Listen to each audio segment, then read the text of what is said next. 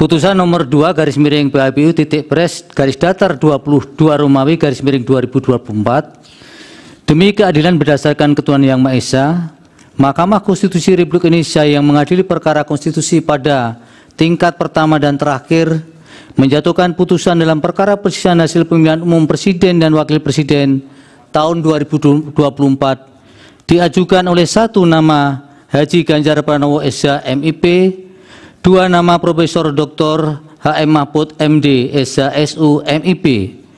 Pasangan calon presiden dan wakil presiden dalam pemilihan umum presiden dan wakil presiden tahun 2024 nomor urut 3. Dalam hal ini berdasarkan surat kuasa khusus bertanggal 21 Maret 2024 memberi kuasa kepada Profesor Dr. Todung M. Lubis SH LLM dan kawan-kawan, kesemuanya adalah advokat dan atau konsultan hukum yang tergabung pada Deputi Hukum Tim Pemenangan Nasional Ganjar Mahfud yang bernulis hukum di HKN L lantai 5 gedung TPN Ganjar Mahfud, Jalan Kebun Sirih nomor 40 Jakarta Pusat, baik bersama-sama atau sendiri-sendiri bertindak untuk dan atas nama pemberi kuasa. Selanjutnya disebut sebagai pemohon. Terhadap 1 Komisi Pemilihan Umum berkedudukan di Jalan Imam Bonjol nomor 29 Menteng Jakarta Pusat. Dalam hal ini berdasarkan surat kuasa khusus nomor 45 dan seterusnya tahun 2024 bertanggal 26 Maret 2024 memberi kuasa kepada Muhammad Afifuddin dan kawan-kawan yang kesemua adalah anggota Komisi Pemilihan Umum dan pegawai pada Komisi Pemilihan Umum Republik Indonesia serta advokat atau konsultan hukum pada kantor hukum Perma Hikon berkedudukan hukum di Jalan Imam Bonjol nomor 29 Menteng Jakarta Pusat, baik sendiri-sendiri maupun bersama-sama bertindak untuk dan atas nama pemberi kuasa. Selanjutnya disebut sebagai termohon. 2. Nama Prabowo Subianto. 1 nama Prabowo Subianto, 2 nama Gibran Rakabuming Raka. Pasangan calon presiden dan wakil presiden dalam pemilihan umum presiden dan wakil presiden tahun 2024 nomor urut 2. Dalam ini berdasarkan surat kuasa khusus bertanggal 25 Maret 2024 memberi kuasa kepada Profesor Dr. Yusril Ihsamadra SH MSc dan kawan-kawan, kesemuanya adalah para advokat dan para asisten advokat yang tergabung sebagai tim pembela pasangan calon presiden dan wakil presiden Republik Indonesia Prabowo Subianto dan Gibran Rakabuming Raka pada pemilihan umum tahun 2024. Selanjutnya disebut tim pembela Prabowo Gibran yang berlama di Sekretariat Tim Kampanye Nasional atau TKN Prabowo Gibran di Jalan Letnan Jenderal S. Parman, Kapling 78 Selipi, Jakarta Barat, baik sendiri-sendiri maupun bersama-sama bertindak untuk dan atas nama pemberi kuasa. Selanjutnya disebut sebagai pihak terkait.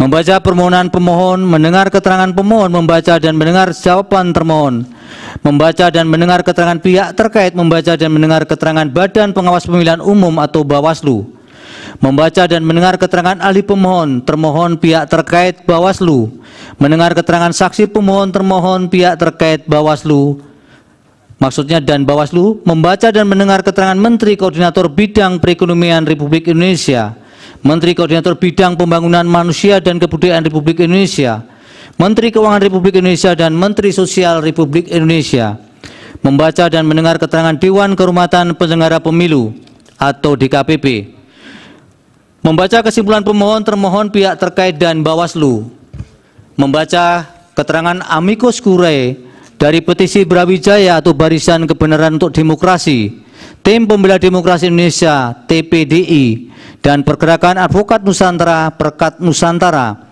Aliansi Akademisi dan Masyarakat Sipil, Tonggak Persatuan Gerakan untuk Nusantara atau TOPGUN, Pusat Kajian Hukum dan Keadilan Sosial Fakultas Center for Law and Social Justice, Hukum Universitas Gadjah Mada, Panji R. Hardinoto, M. Busro Mukodas dan kawan-kawan, organisasi kemasyarakatan Dewan Mahasiswa Jusisia Fakultas Hukum Universitas Gadjah Mada, Badan Eksekutif Mahasiswa Fakultas Hukum Universitas Pajajaran, Badan Eksekutif Mahasiswa Fakultas Hukum Universitas Diponegoro, dan Badan Eksekutif Mahasiswa Fakultas Hukum Universitas Airlangga, Megawati Soekarno Putri yang disampaikan oleh Hasto Kristianto, Forum Advokat Muda Indonesia atau FAMI, Yayasan Advokat Hak Konstitusional Indonesia Yakin, Aliansi Penegak Demokrasi Indonesia ABDI, Stefanus Hendrianto, serta komunitas Cinta Pemilu Jujur Adil KCP Jurdil. Memeriksa alat bukti pemohon, termohon, pihak terkait, dan Bawaslu. Duduk perkara dan seterusnya dianggap dibacakan. Pertimbangan hukum. Menimbang bahwa sebelum mempertimbangkan lebih lanjut permohonan pemohon penting bagi Mahkamah untuk menegaskan oleh karena perkara perselisihan hasil pemilu Presiden dan Wakil Presiden aku berkaitan dengan perkara nomor 1 dan seterusnya 2024 karena berasal dari satu peristiwa hukum yang sama, yakni penyelenggaraan pemilu Presiden dan Wakil Presiden tahun 2024, sehingga pertimbangan hukum di dalam mempertimbangkan kedua permohonan diulang dalam kedua perkara tersebut antara perkara nomor 1 dan seterusnya 2024 dan perkara nomor 2 tahun 2024 saling berkaitan dan berkelindan sehingga tidak dapat dipisahkan satu dengan yang lainnya dan merupakan satu kesatuan yang tidak terpisahkan. Oleh karena itu, jika terdapat pertimbangan hukum yang terkesan duplikasi atau redundansi, maka hal tersebut adalah sesuatu yang tidak dapat dihindari oleh Mahkamah karenanya dianggap saling melengkapi antara satu dengan lainnya. Kewenangan Mahkamah dalam eksepsi, Mahkamah berkesimpulan eksepsi tidak beralasan menurut hukum dan Mahkamah berwenang mengadili permohonan pemohon. Tenggang waktu pengajuan permohonan, Mahkamah juga berkesimpulan permohonan diajukan masih dalam tenggang waktu yang ditentukan oleh peraturan perundang-undangan. Kedudukan hukum pemohon, Mahkamah juga berkesimpulan bahwa pemohon memiliki kedudukan hukum untuk mengajukan permohonan. Oleh karena itu, eksepsi yang terdapat dalam permohonan aku dianggap tidak beralasan menurut hukum. Menimbang bahwa oleh karena eksepsi termohon dan eksepsi pihak terkait tidak beralasan menurut hukum, selanjutnya Mahkamah akan mempertimbangkan pokok permohonan. Dalam pokok permohonan, menimbang bahwa dalam permohonannya pemohon memohon pembatalan keputusan KPU 360/2024 tentang penetapan hasil pemilihan umum Presiden dan Wakil Presiden, anggota Dewan Perwakilan Rakyat, Dewan Perwakilan Daerah, Dewan Perwakilan Rakyat Daerah Provinsi dan Dewan Perwakilan Daerah Kabupaten Kota secara nasional dalam pemilihan umum tahun 2024 bertanggal 20 Maret 2024 dengan alasan-alasan yang setelah Mahkamah cermati dari keseluruhan berkas permohonan pemohon dapat dirumuskan dan dikelompokkan dalam pokok-pokok alasan sebagai berikut. Selengkapnya termuat dalam bagian duduk perkara, angka 1 sampai dengan 10 dianggap diucapkan. Terhadap masing-masing dalil tentang ketidakefektifan dan keberpihakan instrumen penegak hukum pemilu tersebut, maka mempertimbangkan sebagai berikut. Dalil pemohon mengenai DKPP melindungi termohon dengan cara tidak mengindahkan putusannya sendiri adalah tidak beralasan menurut hukum. Sementara itu, dalil pemohon mengenai anggapan adanya ketidakefektifan dan tidak netralan Bawaslu dalam menegakkan hukum pemilu pada pemilihan Presiden dan Wakil Presiden tahun 2024 juga adalah tidak beralasan menurut hukum. Berdasarkan seluruh pertimbangan hukum, dalil pemohon yang menyatakan terdapat ketidakefektifan dan keberpihakan instrumen penegak hukum pemilihan umum inkasu Bawaslu dan DKPP adalah tidak beralasan menurut hukum. Dalil pemohon yang menyatakan terjadi intervensi Presiden dalam perubahan syarat pasangan calon dan dalil pemohon mengenai dugaan adanya ketidaknetralan termohon dalam verifikasi dan penetapan pasangan calon yang menguntungkan pasangan calon nomor urut 2 sehingga dijadikan dasar bagi pemohon untuk memohon agar Mahkamah membatalkan atau mendiskualifikasi pihak terkait sebagai peserta pemilihan umum Presiden dan Wakil Presiden tahun 2024 adalah juga tidak beralasan menurut hukum. Dalil tentang Presiden Joko Widodo melakukan abuse of power dalam bentuk memanfaatkan anggaran pendapatan dan belanja negara atau APBN untuk menjalankan program bantuan sosial yang dipolitisasi dengan tujuan mempengaruhi pemilih untuk pemilihan pasangan calon presiden dan wakil presiden nomor 2 tidak beralasan menurut hukum. Dalil pemohon tentang penyalahgunaan automatic adjustment tidak juga Mahkamah berkesimpulan tidak beralasan menurut hukum. Dalil pemohon mengenai peningkatan pesat pembagian bansos di masa pemilu presiden dan wakil presiden tahun 2024 Mahkamah juga berkesimpulan yang sama sebagaimana di permohonan nomor 1 tidak beralasan menurut hukum. Demikian juga dalil pemohon perihal dengan politisasi yang dilakukan Menteri Perdagangan Zulkifli Hasan dan kemudian terjadinya politisasi pembagian bansos secara masif di seluruh penjuru Indonesia selama periode pemilu presiden dan wakil presiden tahun 2024, Mahkamah juga berkesimpulan tidak beralasan menurut hukum. Dalil pemohon juga mendalilkan Presiden Jokowi menginstruksikan percepatan pencarian dana bantuan bansos agar bertepatan dengan proses pemilu presiden dan wakil presiden tahun 2024 berupa bantuan dampak fenomena El Nino mulai Januari 2024. Mahkamah berkesimpulan juga tidak beralasan menurut hukum. Sementara itu yang terakhir berkaitan dengan penjangkaran atau anchoring ide di masyarakat melalui program bansos pada pasangan calon nomor 2 atau pihak terkait adalah pasangan calon yang didukung oleh Presiden Jokowi juga tidak beralasan menurut hukum. Menimbang bahwa selanjutnya pemohon mendalilkan nepotisme yang dilakukan oleh pemohon Jokowi dan melahirkan abuse of power yang terkoordinasi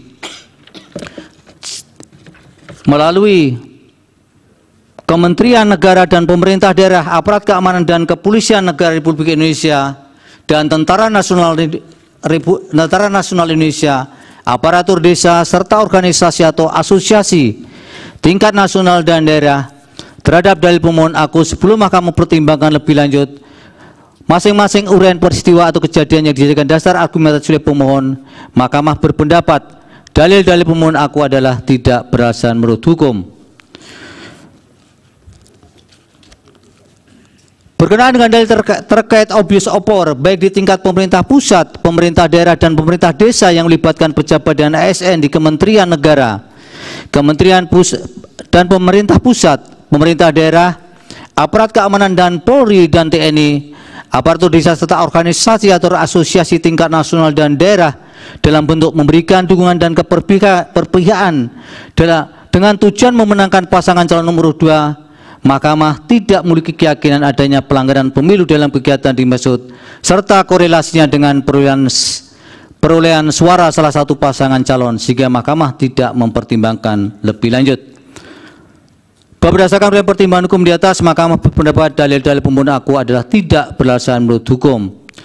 Berdasarkan uraian pertimbangan hukum tersebut di atas, dalil-dalil pemohon berkenaan dengan nepotisme yang dilakukan oleh Presiden Joko Widodo dan melahirkan abuse of power yang terkoordinasi dengan tujuan memenangkan pasangan calon nomor 2 dalam satu putaran pada pemerintah pusat dan seterusnya adalah tidak beralasan menurut hukum.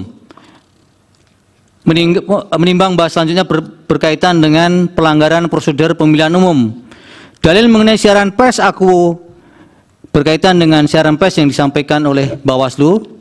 Dalam perspektif ini atau konteks ini, dalil mengenai siaran pers aku bukan merupakan persoalan yang harus dipermasalahkan lagi karena sepenuhnya merupakan tanggung jawab Bawaslu dan sebagian besar telah ditindaklanjuti. Berdasarkan uraian pertimbangan hukum, menurut Mahkamah, dalil-dalil pemohon mengenai adanya pelanggaran prosedur pemilu adalah tidak beralasan menurut hukum untuk seluruhnya. Menimbang bahwa berdasarkan uraian pertimbangan hukum di atas, Mahkamah berpendapat permohonan pemohon tidak beralasan menurut hukum untuk seluruhnya. Menimbang bahwa terhadap dalil-dalil lain serta hal-hal lain tidak dipertimbangkan lebih lanjut karena dinilai tidak terdapat relevansinya. Oleh karena itu, jika masih terdapat fakta hukum dalam persidangan, baik yang didalilkan atau tidak didalilkan oleh pemohon, belum dinilai dan dipertimbangkan, Mahkamah meyakini hal tersebut tidak dapat membuktikan adanya relevansi dengan signifikansi perolehan suara atau hasil yang merupakan prinsip dasar dalam mengungkap perselisihan hasil tentang pemilihan umum sebagaimana diamanatkan dalam pasal 24C ayat 1 Undang-Undang Dasar 1945. Dengan demikian, putusan yang dijatuhkan Mahkamah aku adalah putusan yang dipandang telah tepat berdasarkan bukti-bukti dan fakta hukum dalam persidangan dan telah memenuhi prinsip-prinsip hukum dan keadilan sebagaimana dimaksud dalam pasal 24 ayat 1 Undang-Undang Dasar 1945. Konklusi, berdasarkan penilaian atas fakta dan hukum sebagaimana diberikan di atas, Mahkamah berkesimpulan eksepsi termohon dan eksepsi pihak terkait berkenaan dengan kewenangan adalah tidak beralasan menurut hukum.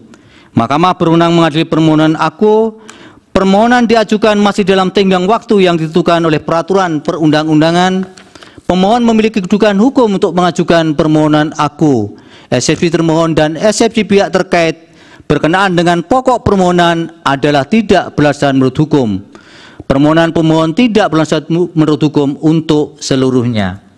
Berdasarkan Undang-Undang Dasar Negara Republik Indonesia tahun 1945, Undang-Undang Nomor 24 tahun 2003 tentang Mahkamah Konstitusi, sebagaimana telah diubah terakhir dengan Undang-Undang Nomor 7 tahun 2020 dan seterusnya dianggap dibacakan, amar putusan mengadili dalam eksepsi, menolak eksepsi termohon dan eksepsi pihak terkait untuk seluruhnya.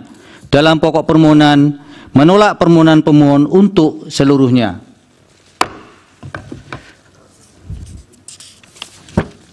Pendapat berbeda terhadap putusan Mahkamah Konstitusi aku, terdapat pendapat berbeda dissenting opinion sebagaimana dalam permohonan nomor 1, yaitu oleh Hakim Konstitusi Saldi Isra, Hakim Konstitusi Eni Nurbaningsih, dan Hakim Konstitusi Arif Hidayat sebagai berikut yang menurut kesepakatan para hakim yang bersangkutan dianggap dibacakan.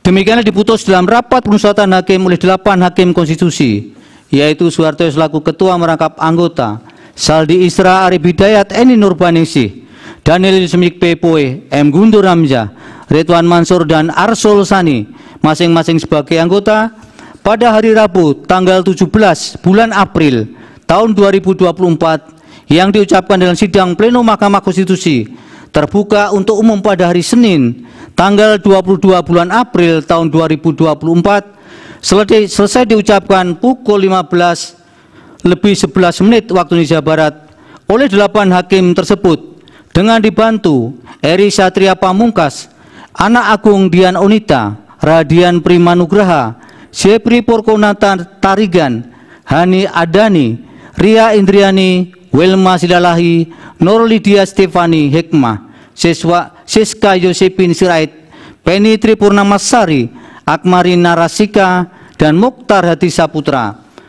Masing-masing adalah panitera pengganti pada Mahkamah Konstitusi dengan dihadiri oleh pemohon dan kuasanya, oleh termohon dan kuasanya, pihak terkait atau kuasanya, dan Badan Pengawas Pemilihan Umum.